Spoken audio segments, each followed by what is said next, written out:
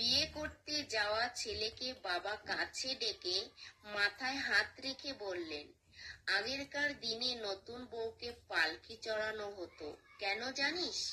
তাকে তো গরুর গাড়িতেও আনা যেত, তা না করে পালকিতে ওঠানো হতো। সে কতটা সম্মানিত তা বোঝানোর জন্য।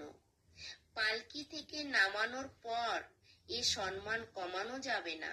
সারা জীবন পালকির সম্মানেই তাকে রাখতে হবে।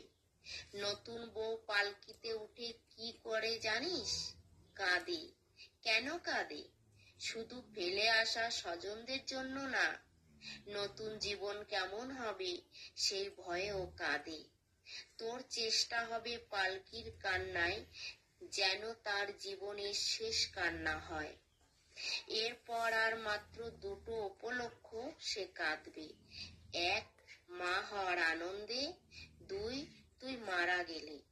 মাঝখানে যত শোক আসবে তুই তার চোখের পানি মুছে দিবি। বউ সবচেয়ে কষ্ট পায় কিসে জানিস? স্বামীর খারাপ ব্যবহারে। দেখো, আমি খুব বদমেজাজি, কিন্তু কেউ বলতে পারবে না আমি তোর মায়ের সাথে কোনোদিন উঁচু গলায় কথা বলেছি। বিয়ে মানে আরেকটি মেয়ের দায়িত্ব নেওয়া। এটা ঠিকভাবে পালন না করলে সৃষ্টিকর্তার কাছে দায়ী থাকতে হয়।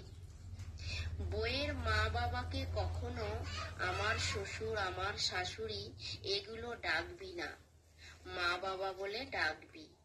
আগের ডাকগুলো কোনো মেয়ে পছন্দ করে না। তুই এগুলো ডাকলে বউ আমাদের ওই নামেই ডাকবে, এটাই নিয়ম। মনে রাখিস, সৃষ্টিকর্তার পাল্লা সমান। এক পাল্লায় তুই যা রাখবি তিনি অন্য পাল্লায় ঠিক তাই রেখে দুই দিকের ওজন সমান রাখবেন।